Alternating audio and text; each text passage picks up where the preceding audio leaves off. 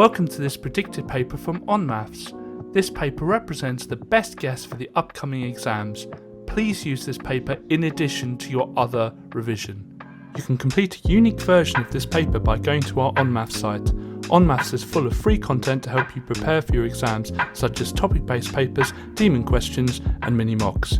If you like what we do, please consider subscribing. For us to create the largest number, we need to pick the biggest digits for the start of the number. So the biggest digit is 7, then 6, then 4, then 3.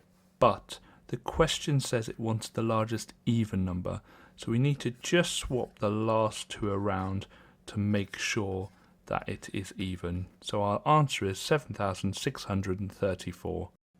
If there were 39 people on the bus and 4 people got off the bus, that would leave 35 people remaining on the bus. So the fraction of people staying on the bus is 35 out of the 39 people on the bus. So our answer is, as a fraction, 35 over 39. And we can't cancel that any further. When collecting terms, you've got to make sure you're collecting like terms. So what I'm going to do is I'm going to write this question out, but I'm going to use a different colour for all the things that are like terms. So we've got the 14x, we've got the 8x squared, we've got the 8x, and we've got the minus 5x squared.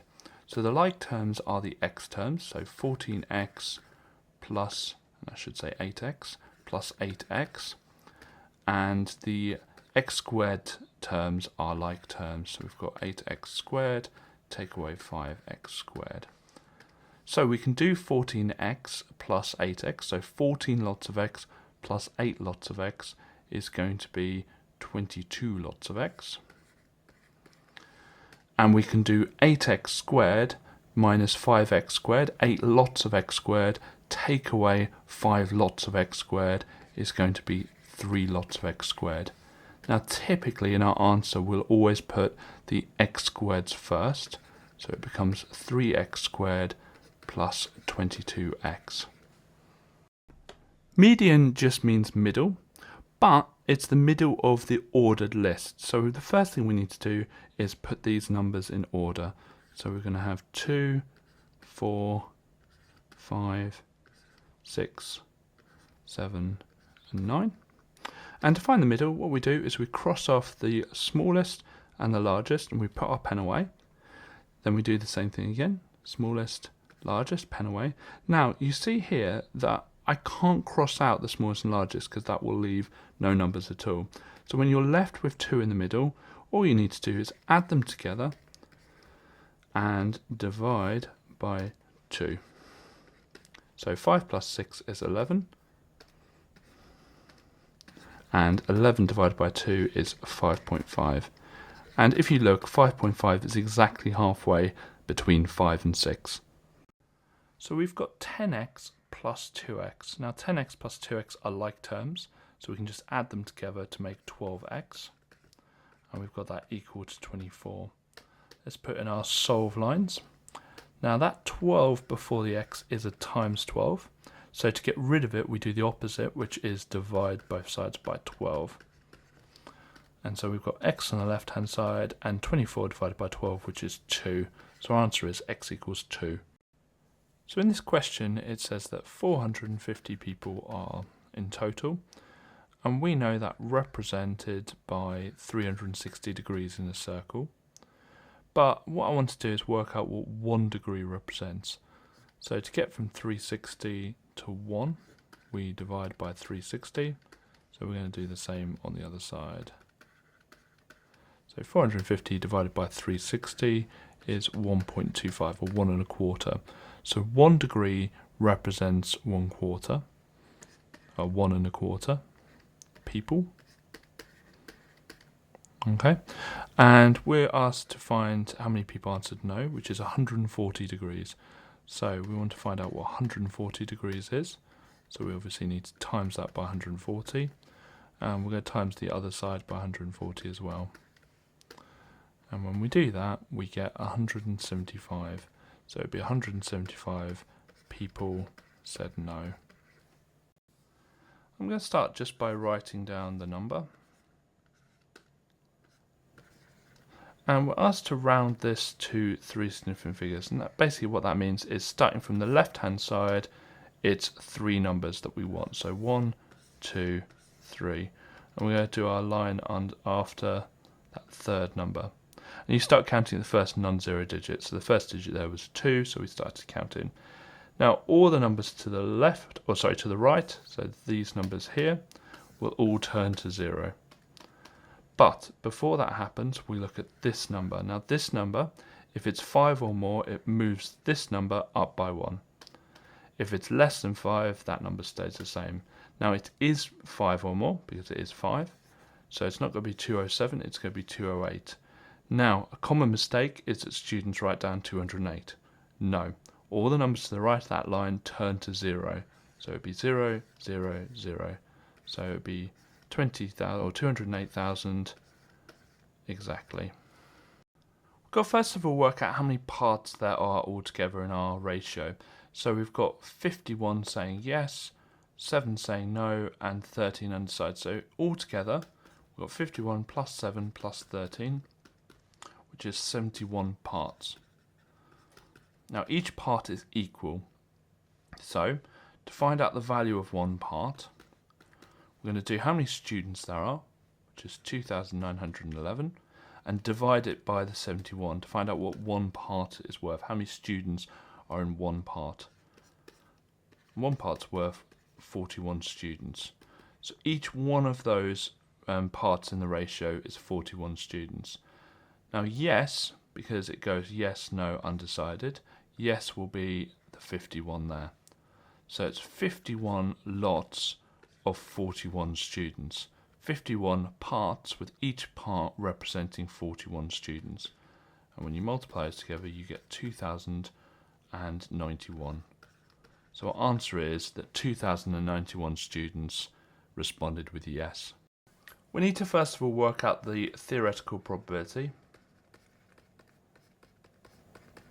And to do that, we do the successful outcomes over the total number of outcomes.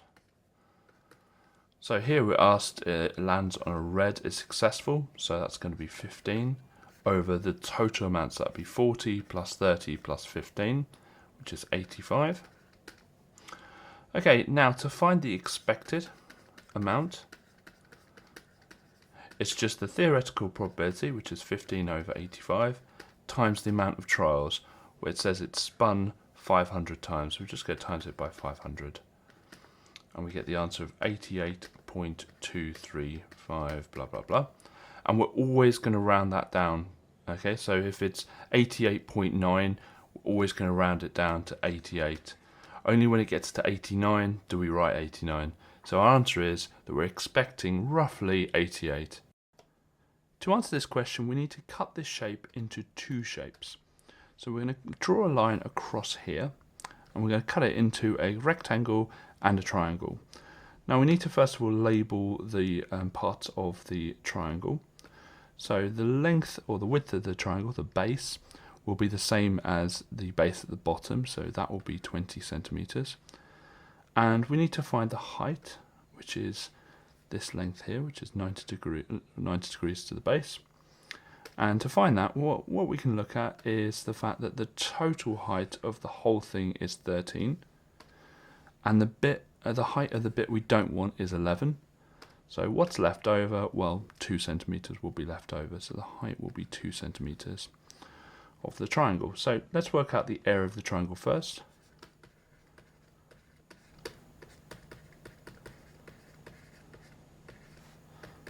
Which is going to be half times base times height. Half times the base, which is 20, times the height, which is 2, will just give us 20. Now let's work out the area of the rectangle. And that's just going to be the width times the length. Width is 20. The length is 11, so that would be 220. Then to work out the total area of the whole thing, we're just going to add those together. So 220 plus 20 which is 240. The units are all in centimetres, and so the area units will be centimetres squared. So what we do is we notice that to get this 10, we add the 3 and the 7. To get this 17, we add the 7 and the 10. And to get this 27, we add the 10 and the 17. Whenever we have this kind of sequence, it's called a Fibonacci sequence. You essentially add the previous two terms to get to the next term. And so what we need to do is just simply add the 17 and the 27. When you do that, you get 44. So our next term is 44.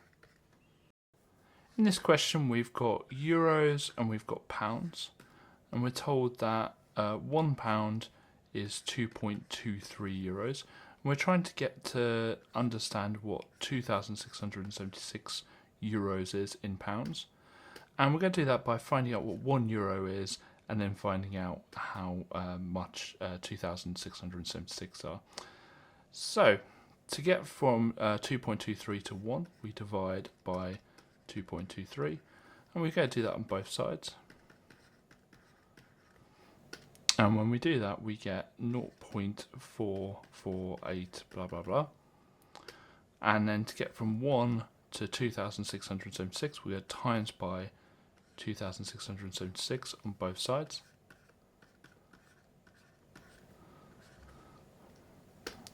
And when we do that, we get £1,200. So 2,676 euros is £1,200. So for this question, we need to understand that the units we currently have are in meters per second, and the units we want to get them to or convert them to are kilometers per hour. Now to convert the meters part is quite easy, because all we need to do is divide by 1,000. And when you divide the top of a fraction by 1,000, all you do is you just divide the whole thing by 1,000. So we're just going to divide the whole thing by 1,000. So we've got 95, and we're going to divide the whole thing by 1,000. So we get 0.095, and that's going to be kilometers per second, because we haven't dealt with the seconds yet. So that's the easy part. The more difficult part is converting the seconds to hours. So to convert seconds to hours, we divide by 60 and then divide by 60. So we divide it by 360. Seems simple enough. But the seconds are at the bottom of a fraction, and when you divide the bottom of a fraction by something, you actually times the whole fraction by that thing. So we're going to times the whole fraction by 360. And so we do 0.095 times 360, and you get the answer of 342 kilometers per hour. So our answer is 342 kilometers per hour. So the only options for the next card are for them to be higher, lower, or equal to 12. We already know that the probability for it being higher is 19% and lower is 28%, and all probabilities have to add up to 1, or in this case, because it's percentages, 100%. So to work out the probability that is missing, we're going to take away the 19% and the 28% away from 100% to see what's left, and that's 53%. The first piece of information I'm going to focus on is the fact Denver gets 8/19.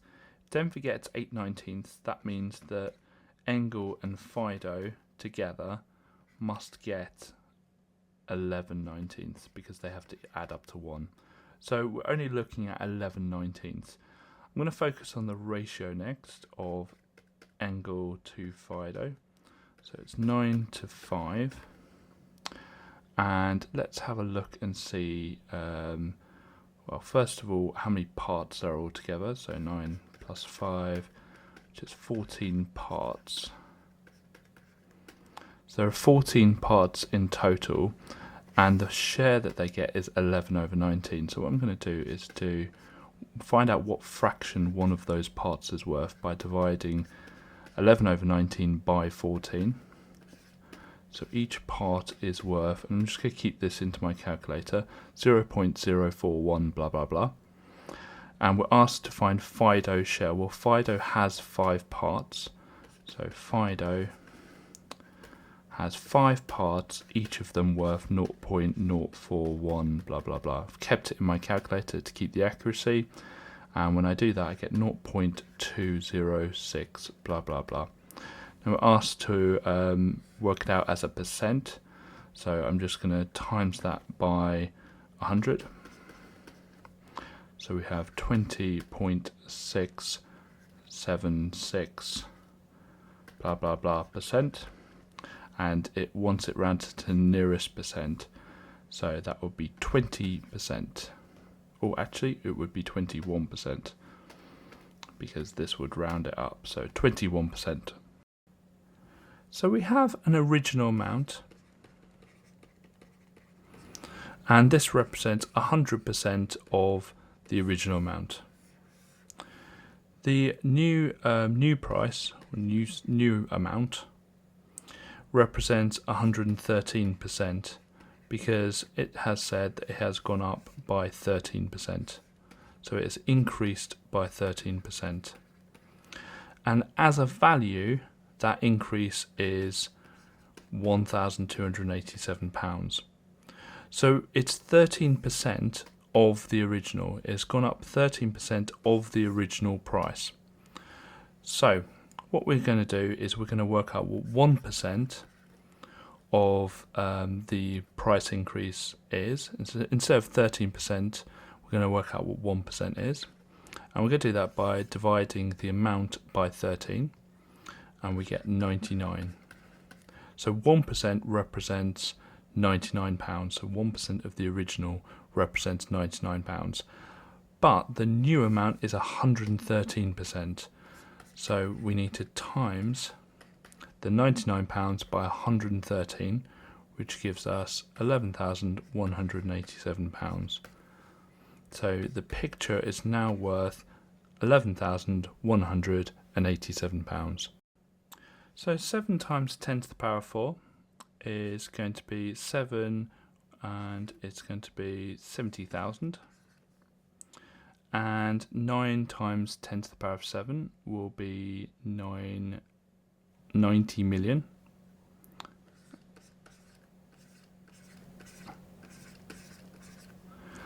And so when you add them together, you get 900700000. Now, if you have access to a calculator, if this is on the calculator paper, then you can just type it into your calculator. Some people think there's a quick way of doing this, like adding the 7 and the 9. There isn't. You've just got to work out what this number is, work out what this number is, and add them together. So this question says that Adrian, Ben and Charlie have some sweets, and the ratio of Adrian to Ben to Charlie is 9:6:13. But it also says that Charlie got 56 more sweets than Adrian. So there's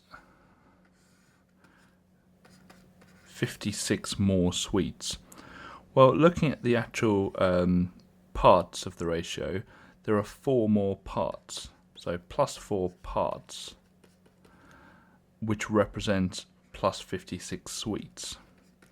So the 4 extra parts are worth 56 sweets. So 4 parts are worth 56 sweets. So 1 part would be 56 divided by 4, which is 14 sweets.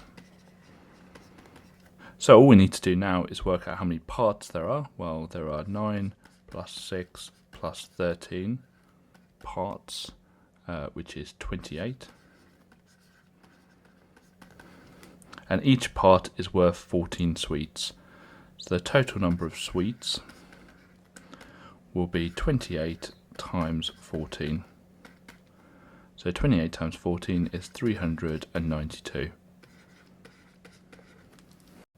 The first thing we need to do is work out the area of the floor, And you'll notice that this is a trapezium. So with a trapezium, the formula is half a plus b times h, and a and b are the parallel sides, so these ones are the parallel sides, and the height is the one connecting the two bases, the two parallel sides.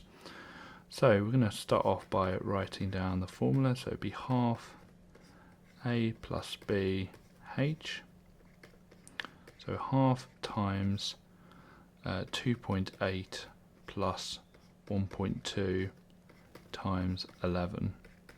And when we do that, we get 22. So the area of the floor is 22 meters squared. And it says here that the tiles are sold in packs which cover 3 meters squared. So if each pack covers 3 meters squared, we're going to do 22 divided by 3, which will be 7.33 packs that we need. Now obviously you can't get 0.3 of a pack or 0.33 of a pack, so we're going to have to get 8 packs and just have some left over. So we'll need 8 packs in total. Okay, the next thing we look at is the fact that the Jenny has a 25% discount. So we need to find out what 25% discount would do to the £18.60 for the tiles, or for the pack of tiles. And so what we're going to do is we're going to get the £18.60 and we're going to times it by 0.75. So we're just going to find 3/4 of it because she has a 25% discount, and that would be 1,395. So that's the tiles are going to cost £13.95. Now I've done this in pence and I've kind of muddled it together here, so really let's just go back because I've kind of done this in pence.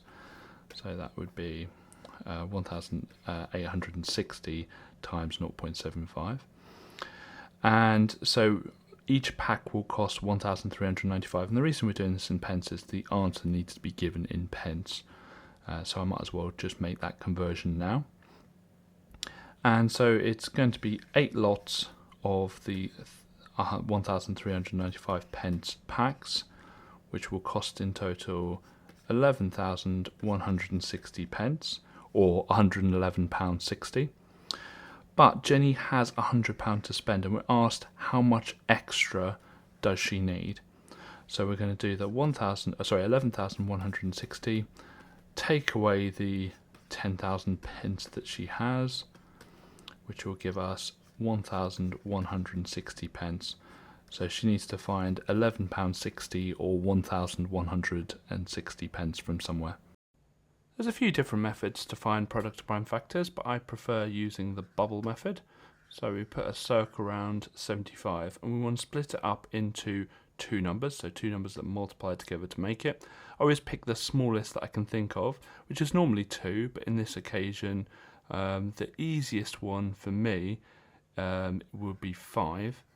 I think also 3 goes into it, but 5 to me seems nice and easy. It doesn't always have to be the smallest that I pick. So 5 times what is 75? Well, 5 times 15 is 75. And then to make 15, we're going to do 3 times 5. And the reason why I've done some of these bubbles in red is that those are the prime factors, which means they can go to 1 and 5. But if you do 1 and 5, you'll be there all day. So we always stop when we do the prime numbers. And so we're going to write these in a list. So 3, 5, and 5. The product means that we put a times sign between them. But if you notice here, we've got 5 times 5. So a different way of writing that in index form is 5 squared. So our answer will be 3 times 5 squared. So we're going to start just by writing this out. So m equals 7 brackets x minus 10. And we're going to put our solving lines in. I'm going to start by expanding the brackets. And we don't need to. We could divide both sides by 7, but I think this is a bit easier. And we're going to subtract, or we're going to add 70 to both sides. So we're trying to get x as the subject. So we're trying to get x on its own. And we're next going to divide both sides by 7. So we have m plus 70, all of that over 7 equals x. So x equals m plus 70 over 7. So we're given 21 to 4 is the ratio. And we're just going to have our lines in, because what we need to do is make the left hand side be 1. Okay. And to do that, for 21 I need to divide it by itself, divide it by 21, and we're going to do the same to the right hand side. So 21 divided by 21 is 1, perfect, that's what we wanted. 4 divided by 21 is 0.190 blah blah blah. It says it wants it to 2 decimal places, so it's going to be 1 to 0.19. I'm just going to write the question out, so we've got a little bit bigger writing to play with here. And it doesn't actually matter which method you expand these brackets with. I'm going to use Smiles and Rainbows, so we multiply the 8 by the 10x, which will make 80x, and multiply the 8 by the 4, which will make 32. Now here we've got a minus 5 on the outside, so we do minus 5 times 8x, which is minus 40x, and minus 5 times minus 4, which is actually plus 20. And a lot of students will write take away 20 there, but that is a minus 5 on the outside of the brackets there. So it's minus 5 times the minus 4 there will give you a plus 20. Then 80x take away 40x, which will give us 40x. And 32 plus 20, which would be 52. So our answer would be 40x plus 52. When translating, we translate with vectors, and the top number in a vector tells us how far right, and the bottom number tells us how far up we go. And to translate a shape, you always pick a point. Now I always pick the top leftmost point, so I'm going to pick this one. And looking at the vector, it says we're going to go 2 to the right. So we do 2 jumps to the right, 1, 2. Now looking at the bottom, because it's minus 4, instead of going up 4, we're going to go down 4. So it would be 1, 2, 3, 4. So our new coordinate for the top will be here. And the next thing we need to do is draw in the shape.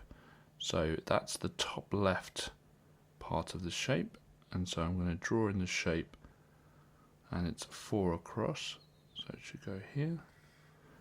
And draw in the shape in there. Make sure that you know that that coordinate is the top left part of our shape. And it says to label it B. So in this question we are told that the centre of enlargement is at 6, 4. So let's just put across there. And what I'm going to do is just draw ray lines from the centre of enlargement, and we're just going to go through each of the corners of our shape A. And we're going to just check whether it goes through the corner of shape B, which it does on this one. Let's just keep going. Yeah, it does on this one.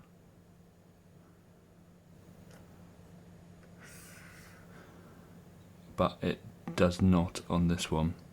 So it says find the coordinate of the vertex of shape B that is not correct. So the coordinate is this one here, and so that would be minus 4, 1. So the distance initially travelled is going to be 14 kilometres for this stint here. And then we have a bit of a rest. A horizontal and distance time graph is essentially stopped. But then here we start up again to go home. And so that's another 14 kilometres travelled. So in total there has been 28 kilometres travelled. To find the mean, we need to work out the sum of the numbers, basically what they add up to. And what we then do is divide that by the amount of numbers.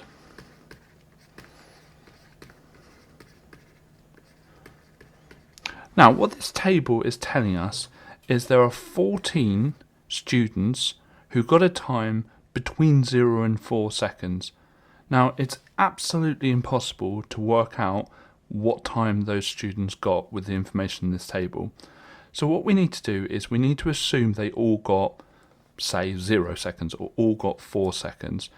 And the fairest value to say that they all got is what we call the midpoint. And to find the midpoint, what you do is you add up the lower bound and the upper bound, so the highest value and the lowest value, add them together and divide by 2. So 0 plus 4 divided by 2, which is just 2. And that gives us a halfway number, which is fair to everyone. So the students roughly probably got 1s, 2s and 3s, and maybe a few 4s maybe. And the average of that is going to be 2, so that's fair for everyone. Same with the 4 and the 8. Halfway between 4 and 8 is 6, and you can add them together. 12 divided by 2, which is 6. Go down finding the midpoints, and we're just going to assume the students all scored the same amount, all got the same time. Then we're going to do our FS column, okay? And so we're assuming that 14 students got a time of 2 seconds. So when you times those together, you get 28. And we're just going to times all of these together.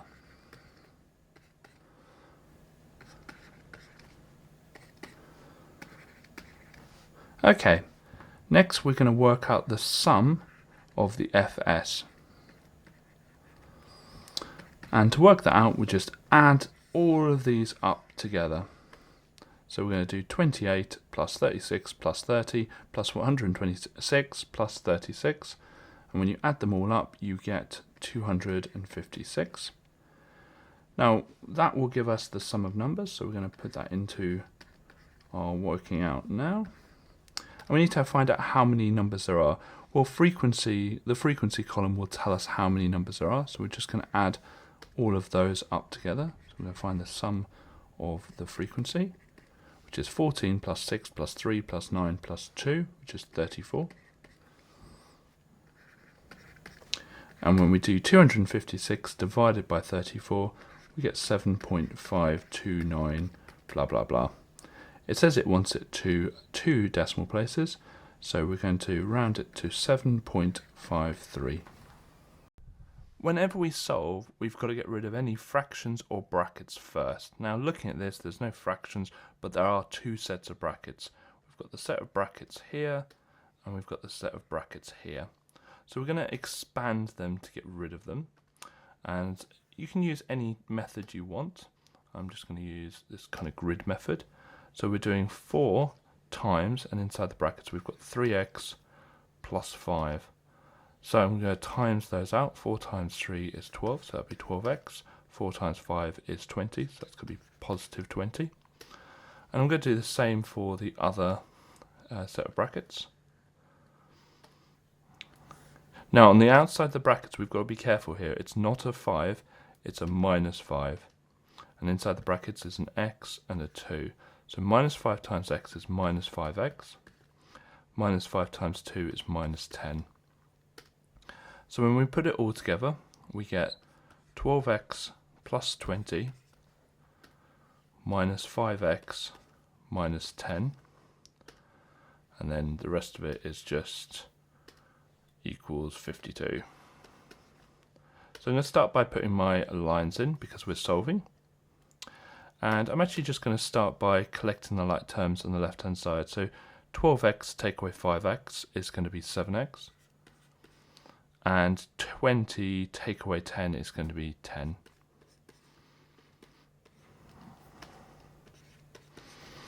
Okay, now we need to get rid of the plus 10. So we'll take away 10 both sides. So we've got 7x equals 42. And then we need to get rid of the times 7. So we're going to divide 7 both sides. So x equals 6. The easiest way to compare fractions, decimals and percentages is to convert them all into decimals. So I'm just going to convert this percentage to a decimal, and to do that you just divide by 100. And I'm going to convert this fraction by timesing top and bottom by 10. and we know that 4/10 is 0.4. Then I'm just going to put all of these numbers in a place value grid, place value table, and we've got units, we've got tenths, we've got hundredths. Shouldn't need any more than that. So we've got 0.4, 0.43 and 0.27. Now what we do is we start on the left hand side and we find the smallest, because we're looking for it in ascending order. And the smallest tenth is the 2 there, so it's 0.27. So this is our smallest number, 0.27. Now the next two are equal, so we look at the hundredths, and this technically has a 0 there, so 0 is the next smallest. Now 0.40 was 2/5, so make sure you have the original fraction in and not 0.4. And then the largest one is the 0.43, which was 43%. So we're going to start off with x equals 0, and we're going to write out this equation but with 0 every time it says x. So it's going to be y equals 0 squared minus 0 plus 10. Well, 0 squared is just 0, so 0 take away 0 is just 0, plus 10 is just going to be 10. So the answer there would be 10. Could do the same for 1. So it would be 1 squared minus 1 plus 10. Well, 1 squared is 1, 1 take away 1 is 0, plus 10 is 10. So that will also be 10. 2 squared minus 2 plus 10. 2 squared is 4, 4 take away 2 is 2, plus 10 will be 12. Now we're going to do the negative, so we're going to look at minus 1. So it's y equals minus 1 squared, and it's going to be minus 1 plus 10. So a little bit more complicated here. Minus 1 squared is just 1. Now here you have two negatives together. When you have two negatives together, it makes a plus. So we've got 1 plus 1 plus 10, which is going to be 12. And then we'll do the minus 2, so it'd be minus 2 squared minus 2 plus 10. So minus 2 squared is 4. The two minuses here make a plus, so it'd be plus 2, which would be 6, plus 10 will be 16. So we're going to plot these on our graph. And so we've got minus 2 is at 16, so that'll be there. Minus 1 is at 12, which should be here. 0 is at 10, 1 is at 10, and 2 is at 12. Okay, when you join this up, things to be aware of is you need to make sure that you have a round U at the bottom and not a flat bottom. Okay, so you want to avoid a flat bottom. You also want to make sure that you avoid feathering like that. You want just one nice smooth line. And my recommendation is always to turn the page on its side. I don't have that luxury, so I'm going to try my best with this. But you need to make sure it goes through all the points. And here's the part here where it goes beneath those 2 points. So make sure it goes beneath those 2 points. On most exams, I see them, basically what they do is they draw a line across from those 2 points and say that the line needs to go beneath that, or your curve needs to go beneath that line. So they're looking out that you've gone beneath the line. So the first thing we're going to do is work out the area of the trapezium.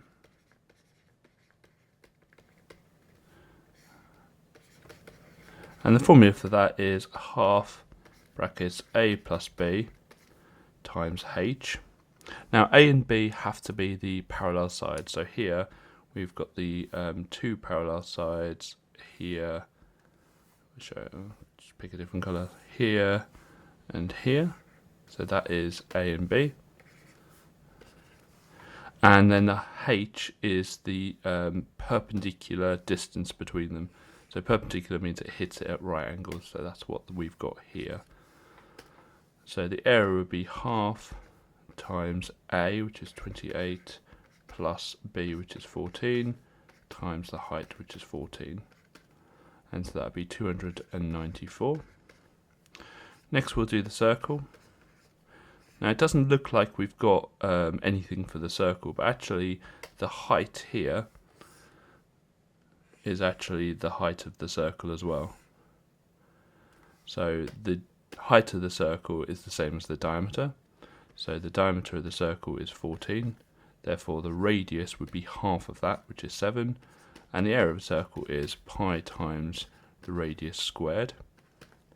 So it would be pi times 7 squared, which will be 153.938 blah blah blah. Now I'll keep that in my calculator, because next thing we'll do is the shaded area part, and it says we want to work out the area of the shaded region. So the area will be the total area, which will be the trapezium, take away the area that we don't want, which is this bit here, which will be the circle. So the trapezium's 294, the circle's 153.93 blah blah blah, and when you do that you get 140.061 blah blah blah. It says it wants it to 2 decimal places, so it would be 140.06. We can't work out what x is straight away, but we can find this value here. And we know with Pythagoras we can find a third length if we've got other two in a right angled triangle. So a squared plus b squared equals c squared. And a and b were labelled. C is always opposite the right angle, so it'd be 49 squared plus b squared equals 68 squared. And 49 squared is 2401. And 68 squared is 4624. So we are solving here, so let's get our lines down. And we're going to start by subtracting the 2401 from both sides. So we've got b squared equals 2223. Then we're going to square root both sides, and we've got b equal to 47.148 blah blah blah. Okay, we're now looking at the second diagram, and this time we're going to have a, we've got our b, and we're going to call x the c. So it would be a squared plus b squared equals c squared, but this time a is 39. B we are given as 47.148, we've just worked that out, and we're looking for c. In fact, we can call it x now. Okay, so we need to square that. So we do 39 squared plus 47.148 squared, and that will be 3,744 equal to x squared. And we'll just get our lines in, because we need to square root both sides, and we get 61.188 blah blah blah is equal to x. It says it wants it to 2 decimal places, so that will be 61.19. So if we imagine we've got the 25 meter pipe here, and we've got the 35 meter pipe here. The question's basically asking us, what can we cut all these pipes into, and they all have to be the same length, that will fit with the 25 meter and the 35 meter. And essentially what this question's asking is, what is the highest common factor of 25 and 35? So to find the highest common factor, what we do is we just find the factors of 25, which is 1 and 25 and 5 and 5, and the factors of 35, which will be 1 and 35 and 5 and 7. And the highest common factor is the number in both lists, the highest number in both lists, so it's 5. So what we can do is we can cut all of these pipes into 5 meter pipes. So 1, 2, 3, 4, not to scale, and then 7 of these. So 1, 2, 4, 5, 6. and so there's 7 in total. So each of these are 5 meter long, and there's no wastage. And that's the longest we can make the pipes for there to be no wastage at all. So my answer is 5 meters. So here we're asked to factorise a quadratic, and our answer will be x plus or minus something, x plus or minus something. So it'll be 2 sets of brackets with an x at the start. Okay, so to be able to find out what's in the bracket, we look at the 36 there, and we know that we're going to have to multiply 2 numbers together to make that 36. And we look at the coefficient of the x, that 15, and we know we're going to have to add these numbers together to make that 15. Now, if you just can figure out in your head the answer, that's absolutely fine. If not, you can just quickly write down the factors of 36.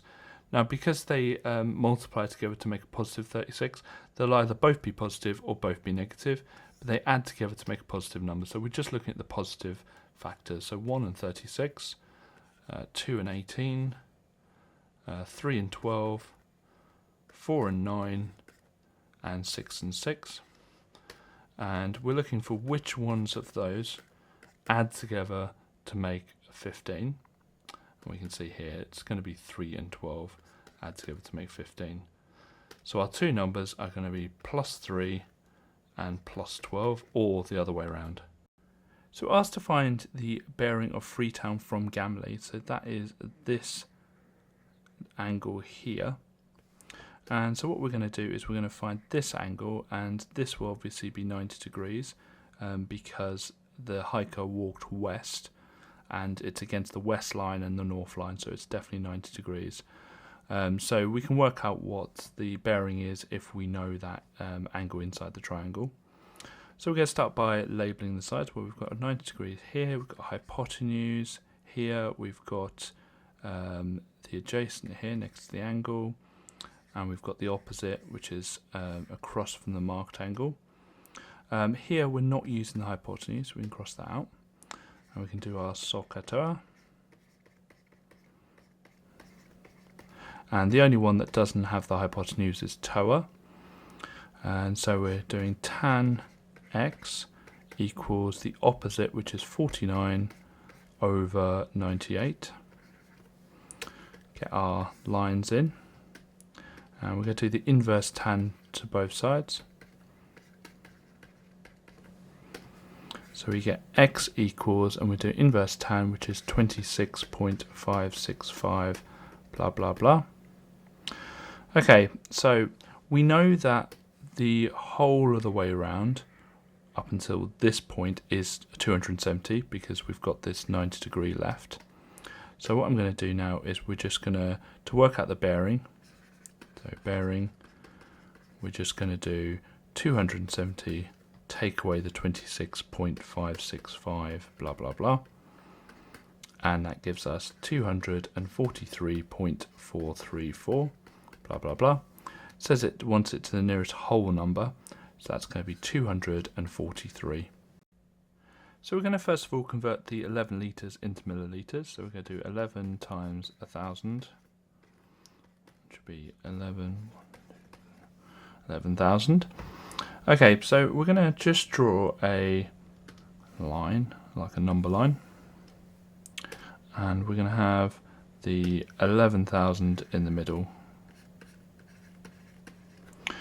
Now, what would be the next one down if we're looking at to the nearest 10 mil? So we're going to add a 10 mil on, which will be 11,010, and we're going to take the 10 mil away. So 11,000 take away 10 mil will be 10, 990. Now when we're looking at limits, with the upper and lower part of it, we are looking at halfway points. So halfway here and halfway here. So this halfway point will be 10,995, and the next one will be 11,005, and that's the halfway points. And so that is going to be our upper and lower bound. And we just need to say that V can be anything above the 10995 and including that, and it can be anything below 11,005, but it can't include that, because if it was 11,005, it would have rounded up to 11,010.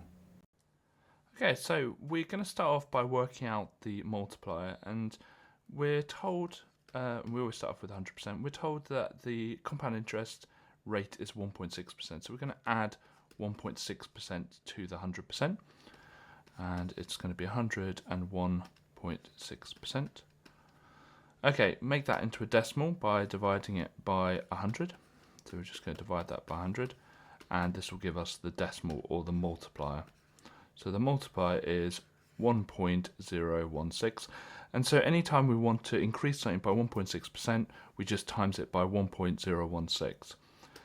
Now, we're told that we start off with 2,400, that's our original amount, and to find out what it's going to be in the savings account at the end of the first year, we just times it by the multiplier, 1.016. But we're told that it's for 7 years that it's going to be in there. So we then times it by 1.016 times, or easier way of doing it is 1.016 to the power of 7. When we do that, we get 2,682.052 blah blah blah. And because it's money, we round to the nearest pence, so 2,682.05. You can complete a unique version of this paper by going to our onmaths site. onmaths is full of free content to help you prepare for your exams, such as topic-based papers, demon questions, and mini mocks. If you like what we do, please consider subscribing.